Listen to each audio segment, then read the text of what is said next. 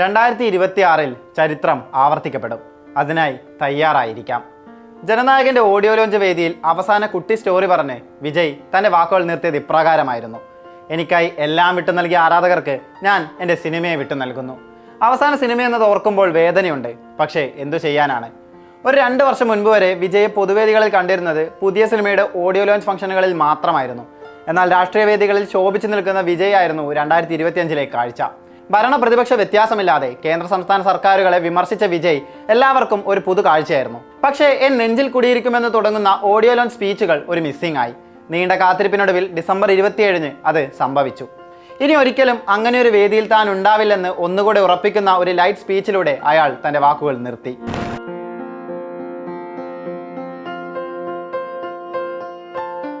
Cinema എന്നത് ഒരു വലിയ കടലാണ്. അതിൻ്റെ തീരത്ത് ഒരു ചെറിയ വീട് പണിയണമെന്നതായിരുന്നു എൻ്റെ ആഗ്രഹം. പക്ഷേ അതിനെ ഒരു മാളികയാക്കി മാറ്റിയത് എൻ്റെ ആരാധകരാണ്. വിജയ് എന്ന പേരിനൊപ്പം തന്നെ പ്രാധാന്യം വിജയ് ആരാധകർക്കുമുണ്ട്. ആ വ്യാപ്തി ദളപതിക്കും അറിയാം. 33 വർഷം നീണ്ട കരിയറിൽ ഇളയ ദളപതിയിൽ നിന്ന് ദളപതിയായ വിജയിയുടെ ഓരോ കയറ്റിറക്കത്തിലും കൂടെ ആരാധകർ ഉണ്ടായിരുന്നു.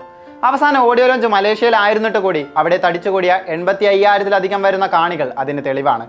തമിഴ് സ്വത്വത്തെ മുറുകെ പിടിച്ചുകൊണ്ടായിരുന്നു അദ്ദേഹം തന്റെ പ്രസംഗം ആരംഭിച്ചത്. പരിപാടിയിൽ രാഷ്ട്രീയ പ്രസംഗങ്ങൾക്കും മുദ്രാവാക്യങ്ങൾക്കും മലേഷ്യൻ അധികൃതർ നിയന്ത്രണം ഏർപ്പെടുത്തിയിരുന്നു.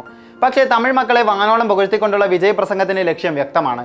ടി.വി.കെ എന്ന് പരിപാടിക്കിടെ ആരാധകർ മുദ്രാവാക്യം വിളിച്ചപ്പോൾ ചെറുപുഞ്ചിരിയോടെ തലയാട്ടി അത് നിർത്താൻ വിജയ് ആവശ്യപ്പെട്ടു. അതിനുള്ള ഇടം ഇതല്ലെന്ന് പറഞ്ഞു.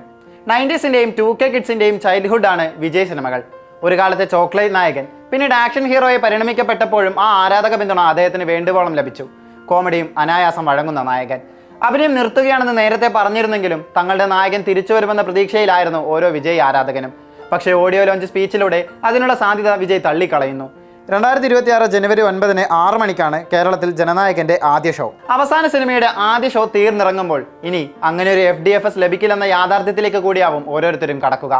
ഓഡിയോ ലോഞ്ചിൽ ജനനായകന്റെ നിർമ്മാതാവിനോട് വിജയ് പറയുന്നുണ്ട് തന്റെ സിനിമ നിർമ്മിക്കുമ്പോൾ നിരവധി പ്രശ്നങ്ങൾ അദ്ദേഹം നേരിടേണ്ടി വന്നേക്കാമെന്ന്. പക്ഷേ അതൊന്നും കൂസാതെ ചിത്രം പ്രൊഡ്യൂസ് ചെയ്തതിന് അദ്ദേഹത്തിന് നന്ദിയും വിജയ് അറിയിച്ചു. ചിത്രത്തിന് ക്ലാഷുമായി ശിവകാർത്തികേയന്റെ പരാശക്തിയുമുണ്ട്. ഉദയനിധി സ്റ്റാലിന്റെ റെഡ് ജയന്റ് മൂവീസ് ആണ് സിനിമയുടെ വിതരണക്കാർ. വിജയ് ചിത്രത്തെ പൂർണ്ണമായും തകർക്കുകയെന്ന ലക്ഷ്യത്തോടെയാണ് ഈ നീക്കമെന്ന് അന്നേ വിമർശനമുയർന്നിരുന്നു. മറ്റൊരാൾക്ക് തന്നാലാകുന്ന വിധത്തിൽ സഹായം ചെയ്താൽ ജീവിതം ജോളിയായിരിക്കുമെന്ന സാരോപദേശത്തോടെ തൻ്റെ അവസാന കുട്ടി സ്റ്റോറിയും പറഞ്ഞ് അവസാനിപ്പിച്ച് സിനിമാ ജീവിതത്തിൽ നിന്ന് പടിയിറങ്ങുകയാണ് വിജയ്. കരിയറിന് ഉച്ചത്തിൽ നിൽക്കെ തൻ്റെ KGF-നൊപ്പം അലിഞ്ഞു ചേർന്ന റോക്കി ബായിയെ പോലെ ഇന്ന് കാണുന്ന സ്റ്റാർഡത്തിനപ്പുറത്ത് പ്രേക്ഷക മനസ്സിൽ കയറിപ്പറ്റിയ ഒരു വിജയ് ഉണ്ട്. നമ്മുടെ എല്ലാ മനസ്സിൽ ആദ്യം വന്നു ചേരുന്ന ബോയ് നെക്സ്റ്റ് ഡോർ വിജയ്. കാലം എത്ര കടന്നുപോയാലും മായാതെ നിൽക്കുന്ന കഥാപാത്രങ്ങൾ. ഒരു തിരിച്ചുവരവിനായി എത്ര കാത്തിരിക്കാനും ആരാധകർ തയ്യാറാണ്. വർഷങ്ങൾക്ക് ശേഷമാണെങ്കിൽ പോലും ജനനായകൻ സിനിമയിലേക്ക് ഒരു ഗ്രാൻഡ് റീ എൻട്രി നടത്തുമെന്ന് തന്നെയാണ് പ്രതീക്ഷ. അത് സഫലമാകട്ടെ.